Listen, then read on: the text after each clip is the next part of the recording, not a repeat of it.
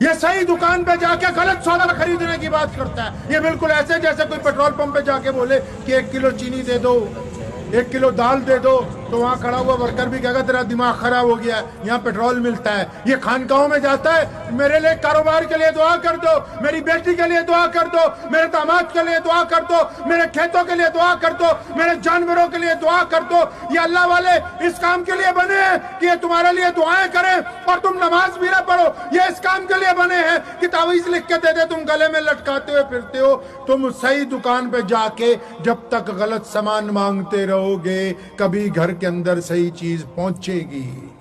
ہمیں پتا ہے قوم کو مرض لگ گیا بزدلی کا، قوم کو مرض لگ گیا نفاق کا، قوم کو مرض لگ گیا خود غرضی کا، قوم کو مرض لگ گیا ایک دوسرے کی دشمنی کا. تو میں تمہیں کہتا رہوں کہ اتنا تسبیح پڑھو، اتنی نیکیاں مل جائیں گی. کون کہتا ہے کہ ان کو نیکیاں مل جائیں گی؟ کس کتاب میں لکھا ہے کہ ان کو نیکیاں مل سکتی ہیں؟